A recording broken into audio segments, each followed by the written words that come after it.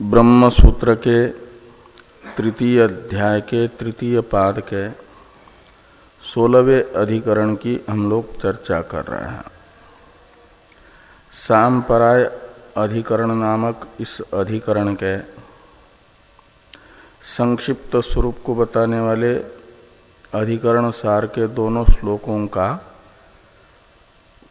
हम लोग विचार कर चुके हैं।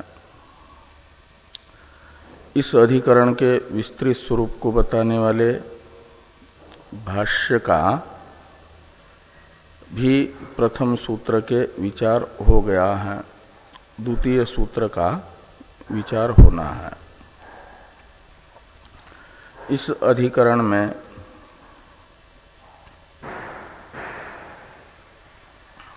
ये कर्मक्षय कब होगा, सगुण उपासक जो क्रम मुक्ति का अधिकारी है उसके क्रम मुक्ति की साधनभूत सगुण उपासना यानी सगुण ब्रह्म विद्या से अतिरिक्त जो संचित तथा क्रियमान कर्म है उनका क्षय श्रुति कौशितकी बताती है विरजा नदी संतरण के अनंतर, और तांडी तथा शाट्यायनी शाखा में आए हुए वाक्यों से ये प्रतीत होता है कि मृत्यु से पूर्व में सगुण उपासक के कर्म का क्षय होता है, कर्म त्याग होता है। तो इसलिए संशय हुआ कि उपासक के क्रम मुक्ति में अनुपयोगी पुण्य पापों का त्याग मार्ग मध्य में होगा, नदी संतरण के अनंतर, अथवा मृत्यु से पहले ही उत्तरायण मार्ग में प्रवेश करने से पहले पहले। इस प्रकार का संशय हुआ।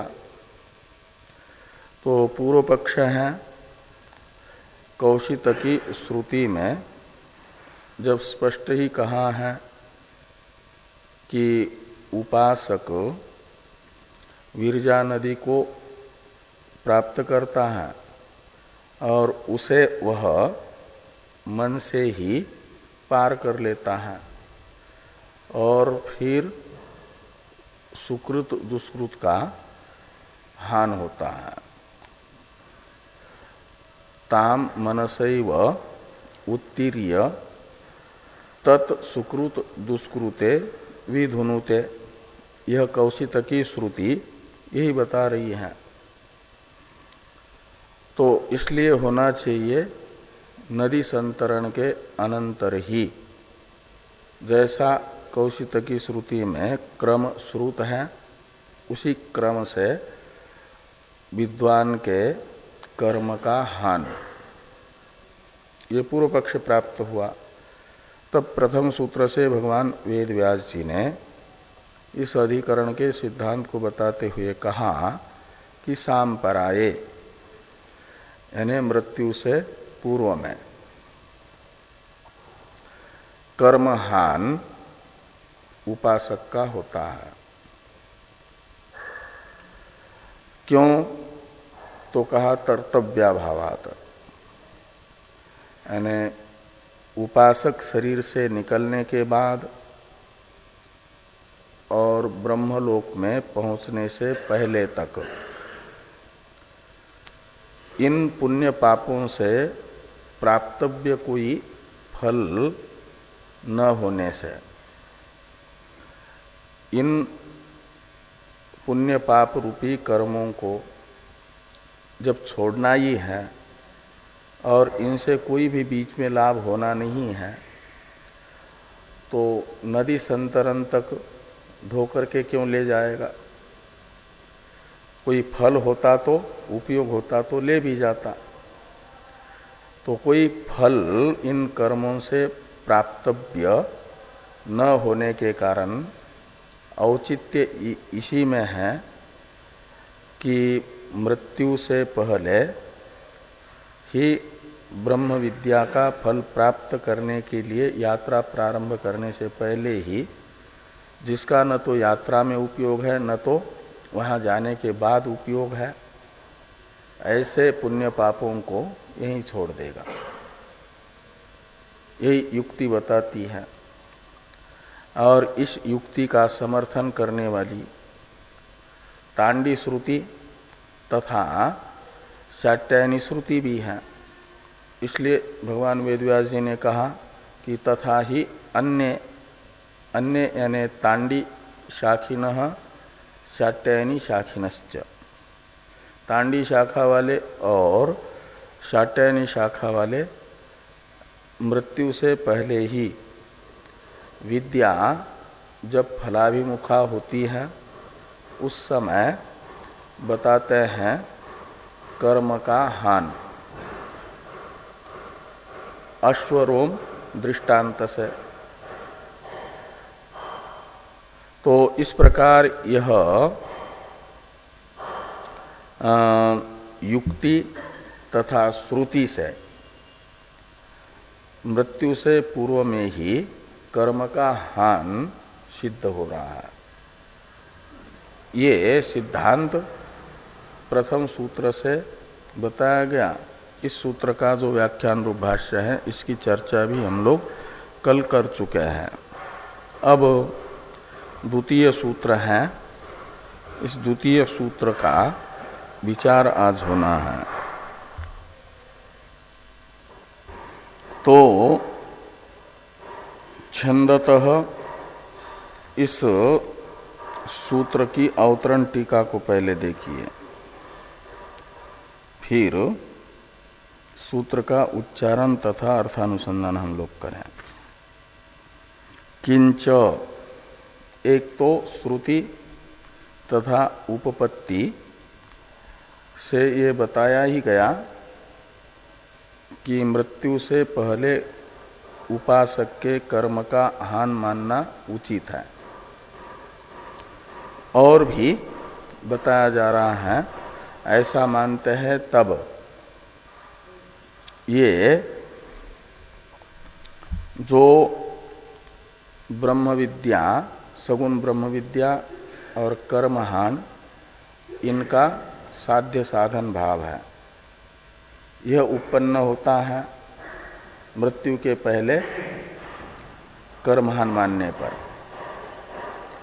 और तांडी श्रुति तथा शाट्यायनी श्रुति की संगति भी, समन्वय भी बैठ जाता है यदि हम मृत्यु से पहले कर्म का हान उपासक का मानते हैं। तो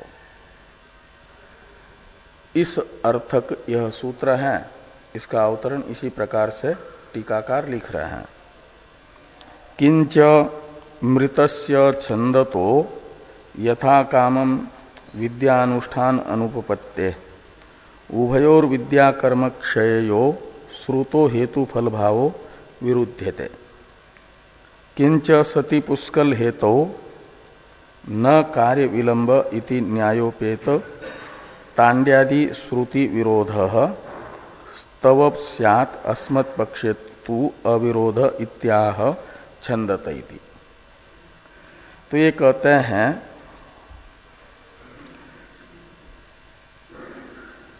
बीच रस्ते में पूर्व पक्षी के अनुसार उपासक के अनुपयोगी कर्म का त्याग मानते हैं तो वह त्याग एक कार्य है, वो कारण की अपेक्षा करेगा। और सिद्धांति के बुद्धि में तो सुनिश्चित है कर्म हान का साधन विद्या है, और उस विद्या का अनुष्ठान बिना शरीर के हो नहीं पाएगा। उपासक शरीर छूट गया है और अभी ब्रह्मलोक का शरीर मिला नहीं है, तो बीच मार्ग में जो कर्महान का हेतुभूता विद्या है, विद्याभ्यास, यम नियमादि सहित विद्याभ्यास जो कर्महान का हेतु है, उस हेतु का अनुष्ठान अपनी इच्छा के अनुसार जाने वाला जो उपासक है इस शरीर को छोड़ करके कर नहीं पाएगा। बिना शरीर के मन गोलकस्थ न होने से, मन का गोलक है हृदय, हृदय है इसी स्थूल शरीर का एक अंग, और स्थूल शरीर तो छूट गया।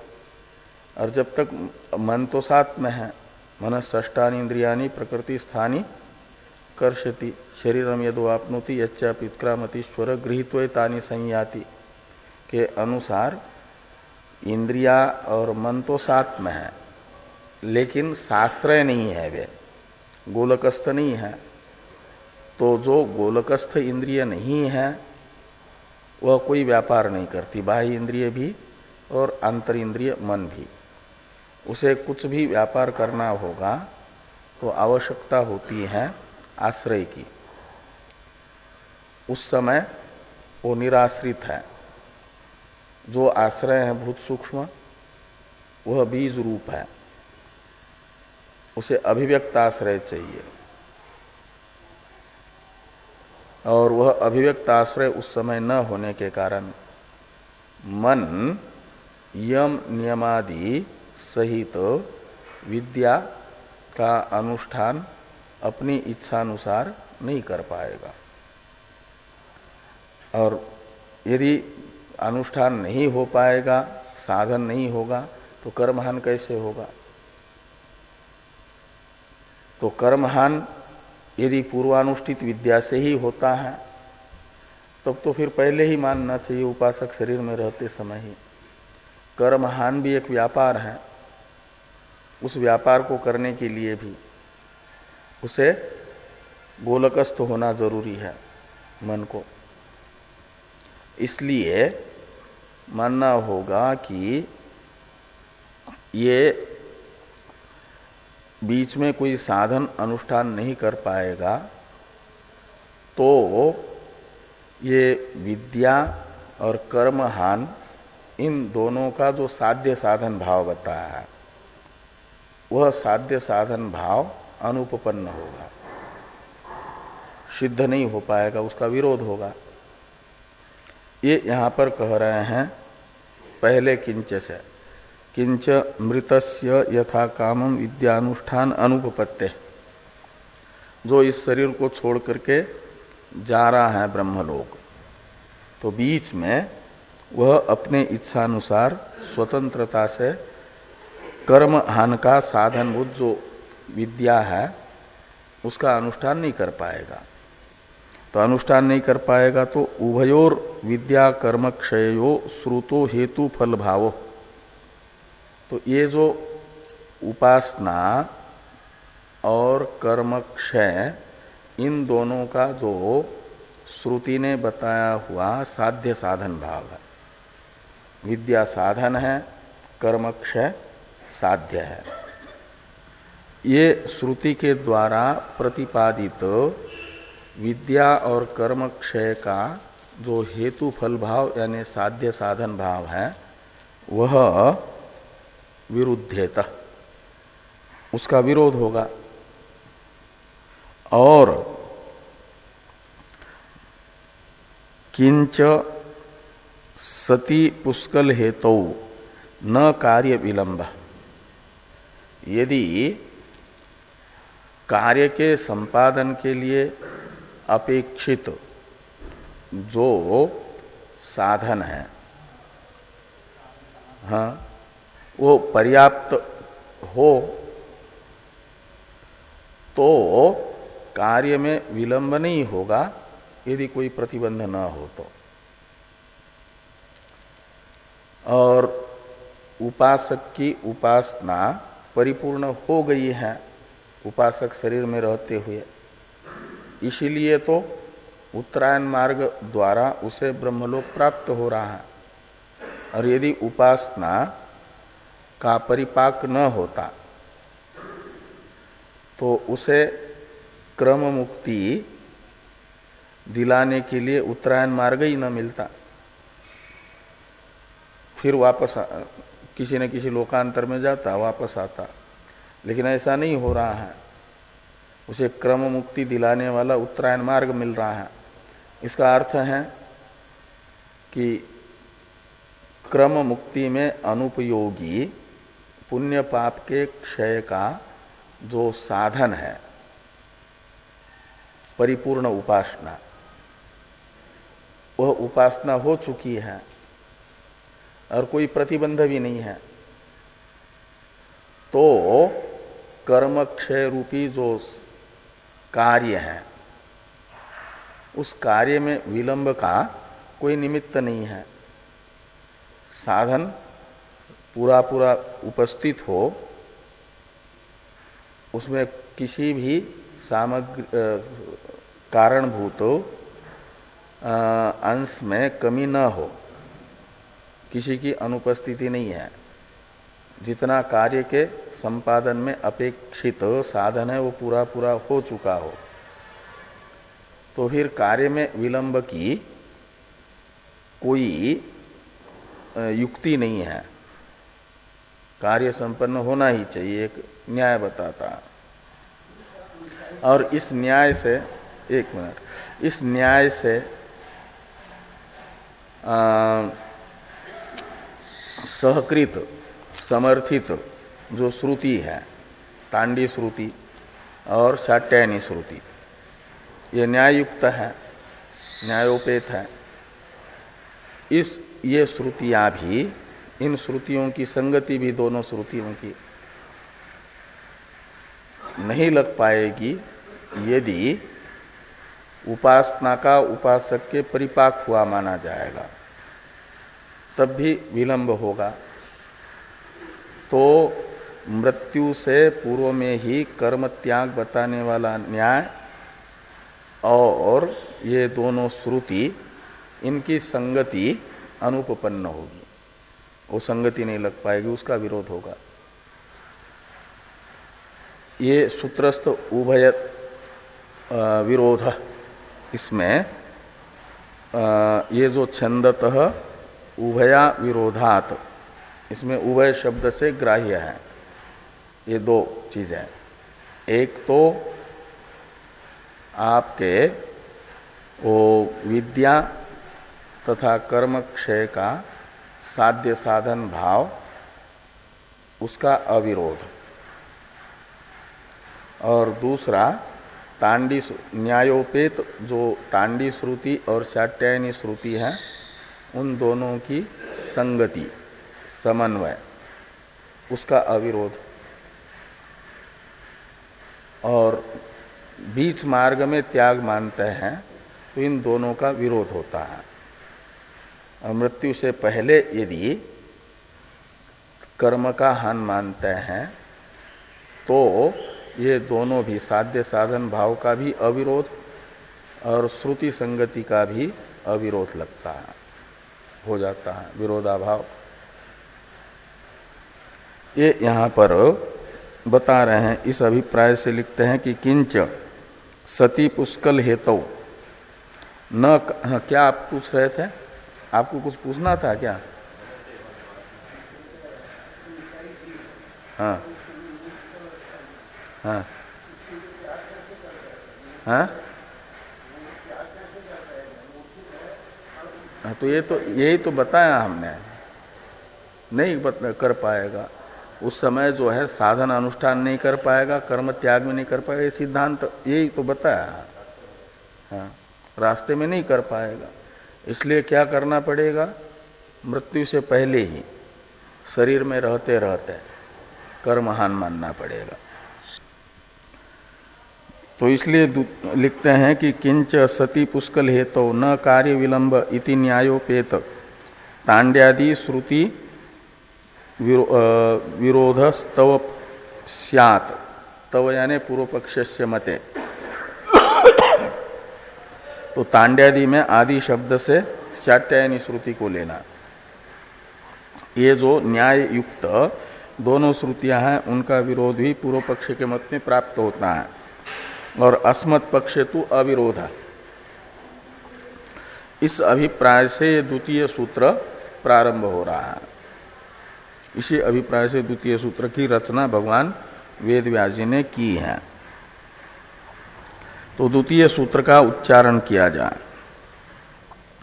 छंदत उभया विरोधात, छंदत उभया विरोधात,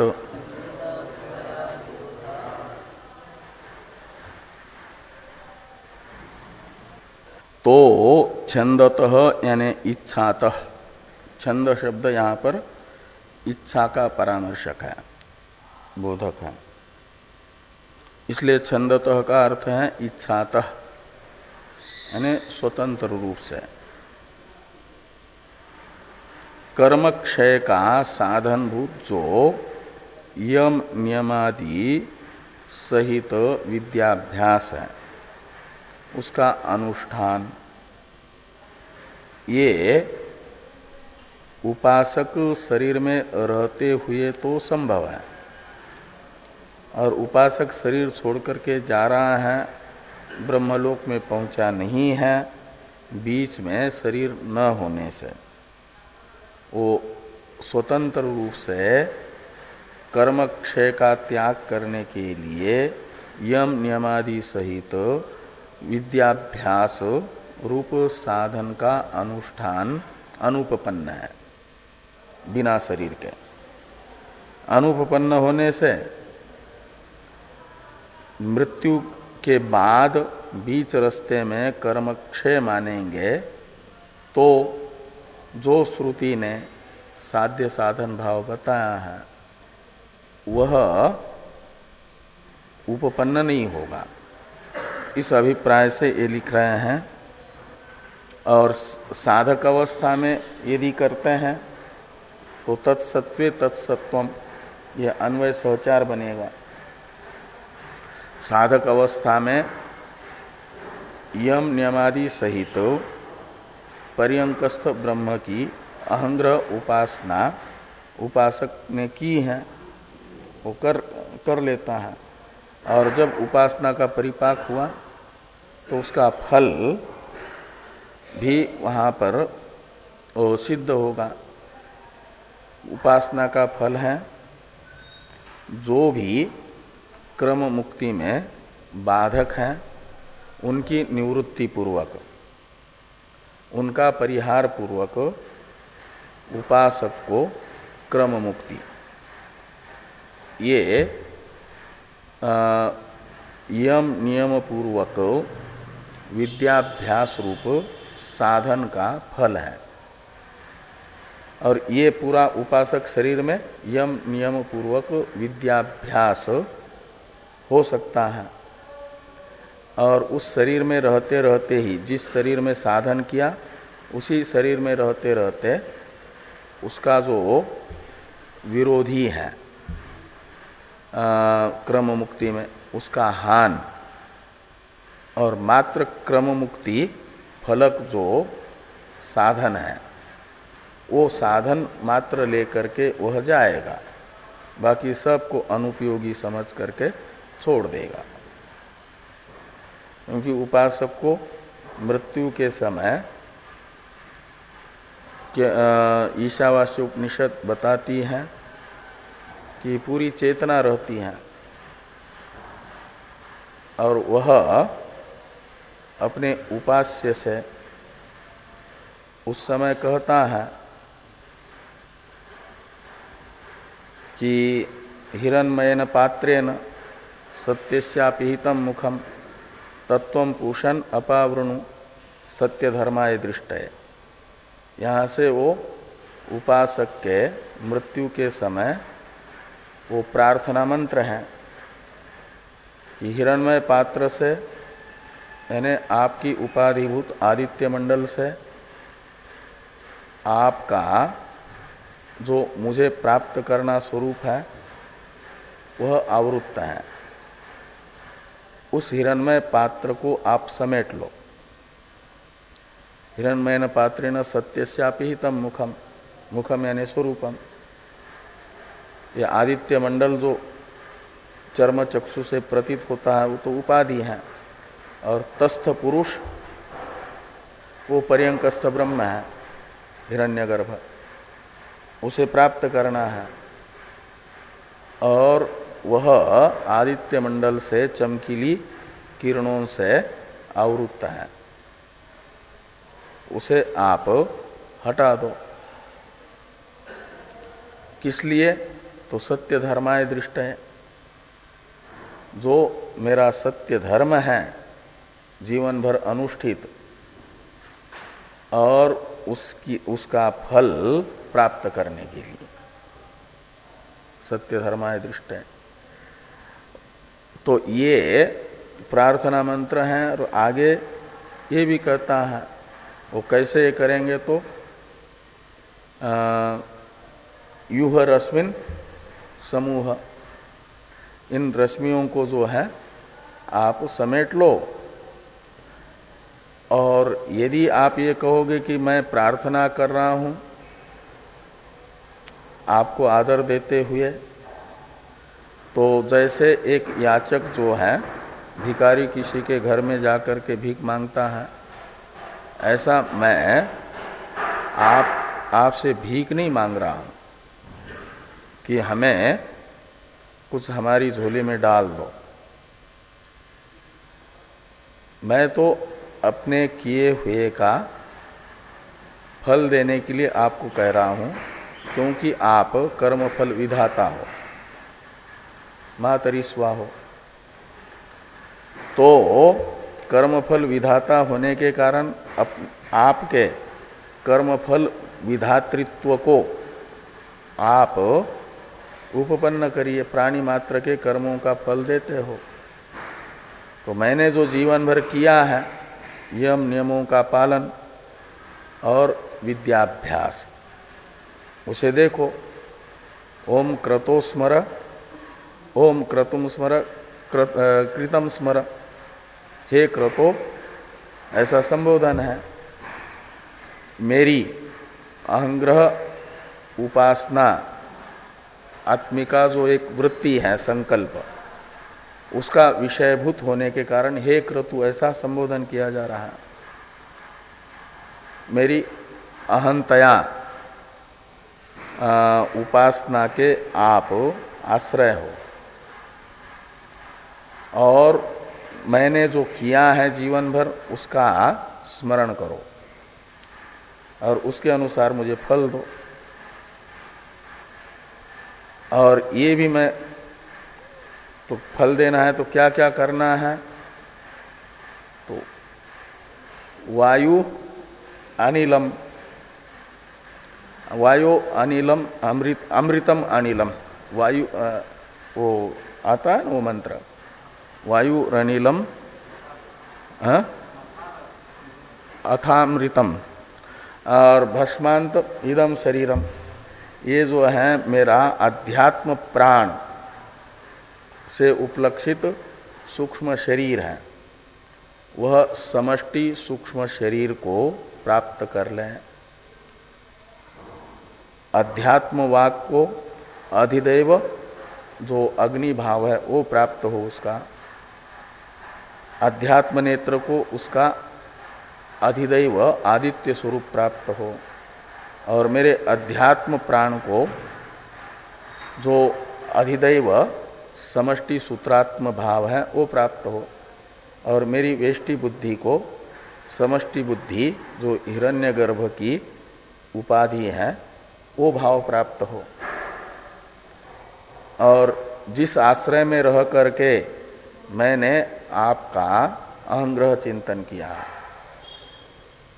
जब इस आश्रय को छोड़ करके मैं जाऊं तो ये आश्रय भी उसका जो उपादान कारण है, स्थूल पंचभूतों से बना हुआ ये स्थूल शरीर, वह अपने अपने तत्वों में विलीन हो जाए। पंच तत्वों से बना हुआ पांचों भूतों में विलीन हो जाए। भस्मांतम इदम शरीरम। और ऐसा ऐसा हो, और ये मृत्यु के समय उपासक ऐसा ईश्वर को व्यवस्था बता रहा है, ये व्यवस्था आपको करनी है। और जब इस शरीर को मैं छोड़ करके जाऊंगा तो मुझे अग्ने नये नय सुपथा राय अस्मान, तो सुपथा शोभन मार्ग से ले जाओ। शोभन मार्ग है उत्तरायण मार्ग। और युष्मद अस्मद जुहुरान मेनो, ये मुख्य है। मृत्यु के समय कह रहा है कि मुझे उत्तरायण मार्ग से आप ले जाओ और मेरे जो कुटिल पाप है उसको जुहुरान, युध्यस्मद जुहुरानम येन, जुहुरान कहते हैं कुटिल पापों को। क्रम मुक्ति में अनुपयोगी जो कर्म है, पुण्य भी वो पाप ही है, उन्हें वियोधि का मतलब हमसे अलग कर दो। ये कब कह रहा है? उपासक शरीर में रहते रहते। मेरे इस शरीर में रहते रहते ही आप क्या करो कि मुझे उत्तरायण मार्ग की प्राप्ति में अनुपयोगी जो मेरे संचित कर्म हैं उन्हें आप मेरे से अलग कर लो। तो ये उपासक शरीर में ही रहते रहते करने के लिए कहा जा रहा है। तो ये और ये सारी सावधानी उपासक को उस समय रहती है। उसे भगवान को जैसे आमने सामने देखता है और ये सारे कार्य क्रम मुक्ति के लिए करने के लिए बताता है। युध्यस्मद जुहुरान मेन, ये वाक्य बता रहा है कि मृत्यु के समय उपासक के जो जुहुरान येन शब्दित पाप है, यानी पुण्य पाप है अनुपयोगी, उसे दूर किया जाता है। भगवान उसके क्रम मुक्ति की साधनभूता उपासना को देख करके उपासना के सामर्थ्य से अलग कर देते हैं। ये मृत्यु के समय ही अलग हो जाता है। ये जो श्रुत है साध्य साधन भाव, उसका अविरोध तब होगा जब मृत्यु से पहले ही मानेंगे कर्म का हानि, तो इन श्रुतियों का कोई विरोध नहीं होगा। और उभय शब्द का एक अर्थ है कि ये जो श्रुति है, तांडी श्रुति, ये छांदोग्य श्रुति भी और आपकी शाट्यायनी श्रुति भी, ईशावास्योपनिषद का ये मंत्र आदि भी, जुहुरान मेन अस्मद जुहुरान मेन योधि इत्यादि श्रुतियों की संगति भी उपपन्न होती है मृत्यु से पहले कर्म का क्षय मानने पर, अविरोध होता है इनके साथ। तो इस प्रकार छंदतः उभय अविरोधात, उसमें उभय शब्द से श्रुति संगति और विद्या एवं कर्म त्याग का साध्य साधन भाव, इन दोनों को लेना। और इन उभयों यानी साध्य साधन भाव तथा श्रुति संगति, इन दोनों में अविरोध, दोनों का अविरोध उपपन्न होता है हमारे पक्ष में। आपके पक्ष में ये दोनों भी अनुपपन्न है। इसलिए भी मृत्यु से पूर्व में ही मानना चाहिए कर्मक्षय। ये पूर्व पक्षी सिद्धांति का कथन है। दोनों सूत्र सिद्धांत हैं। भाष्य को देखिए, यदि च देहाद अपसृप्तस्य देवयानेन पथा प्रथितस्य अर्धपथे सुकृत दुष्कृत क्षयो अभ्युपगम्येत ततः पतिते देहे यम नियम विद्याभ्यासात्मकस्य सुकृत दुष्कृत क्षय हेतोः पुरुष प्रयत्नस्य इच्छा तो अनुष्ठान अनुपपत्ते अनुपपत्तिरेव तद हेतुकस्य सुकृत दुष्कृत क्षयस्य स्यात्।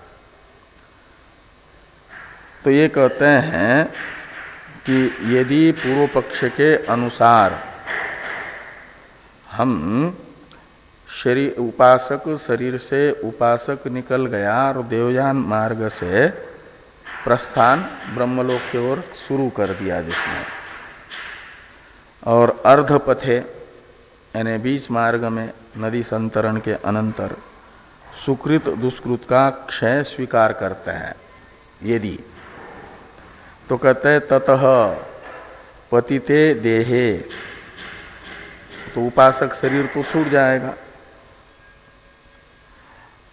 और यम नियम विद्याभ्यासात्मक जो सुकृत दुष्कृत क्षय का हेतु है विद्या का अभ्यास यम नियम सहित, उसका पुरुष प्रयत्नस्य, यही पुरुष प्रयत्न है विद्याभ्यास रूप जो कर्म क्षय के लिए प्रयत्न है, उसका इच्छात अनुष्ठान अनुपपत्ति, स्वतंत्र रूप से उस समय शरीराभावात अनुष्ठान नहीं कर पाएगा,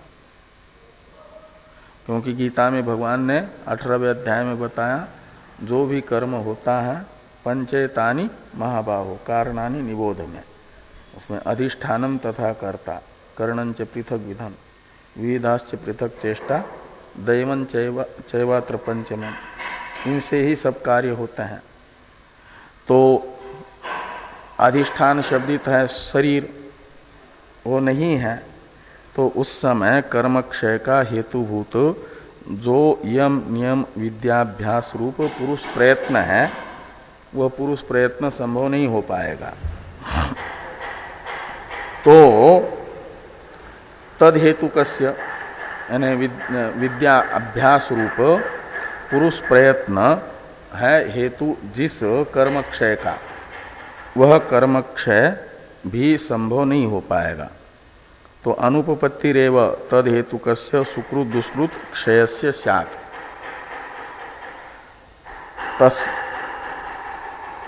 तस्मात्, तो इस प्रकार ये मार्ग मध्य यदि हम मानते हैं कर्म त्याग तो वह अनुपपन्न हो रहा है, इसलिए कहते हैं तस्मात् पूर्वम एव साधक अवस्थायाम छंदतो अनुष्ठानम तस्य स्यात्। तो साध्य साधन भाव की उपपत्ति के लिए साधक शरीर में रहते रहते ही कर्म क्षय के हेतुभूत यम नियम विद्याभ्यास रूप पुरुष प्रयत्न का अनुष्ठान स्वीकार करना पड़ेगा।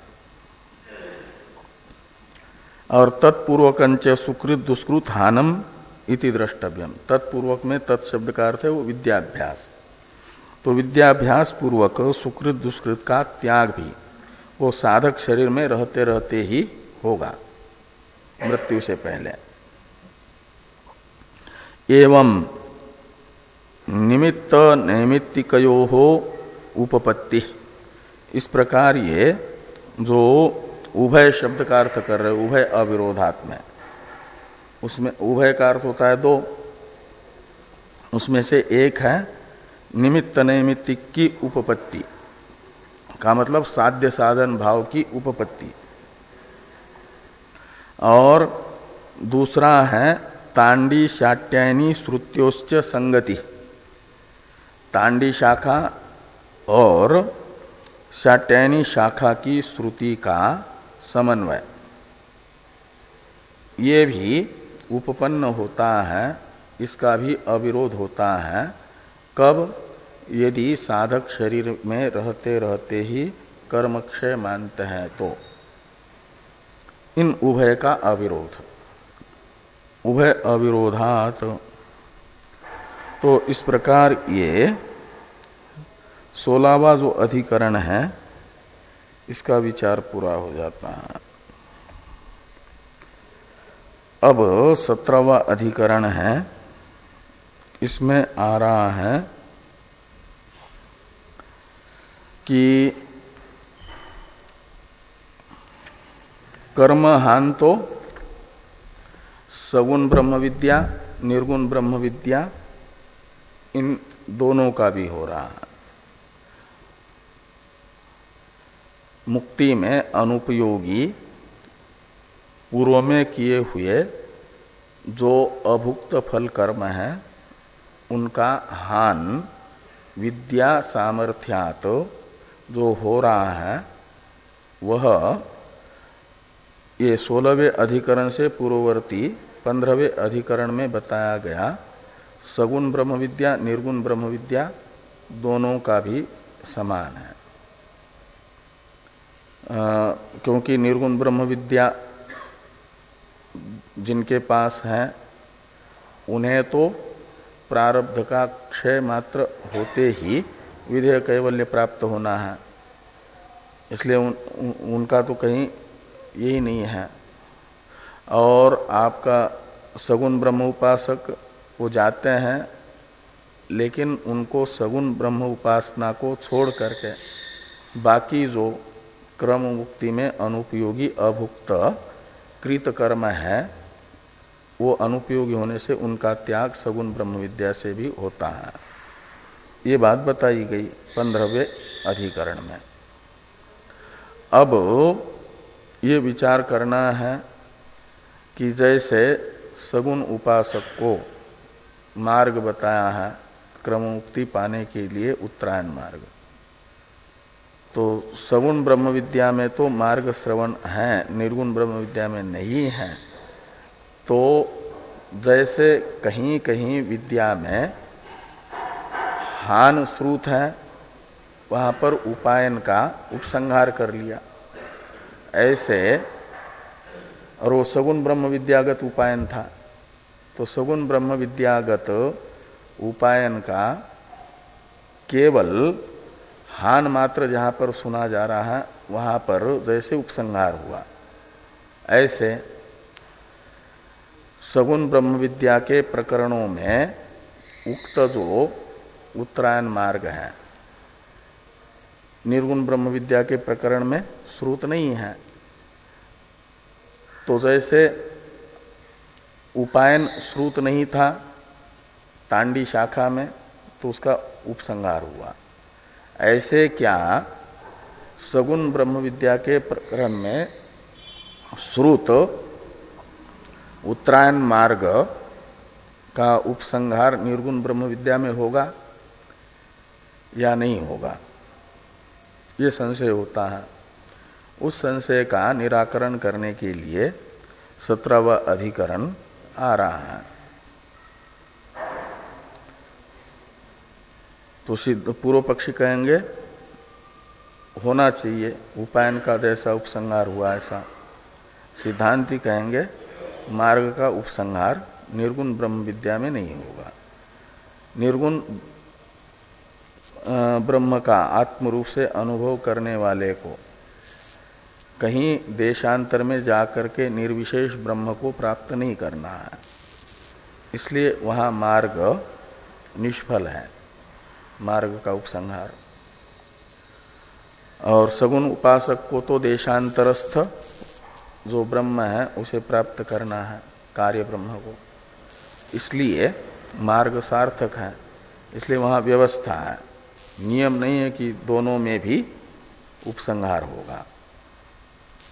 ये विचार 17वें अधिकरण में आ रहा है। इसकी चर्चा हम लोग सरस्वती शयन के अनंतर करेंगे।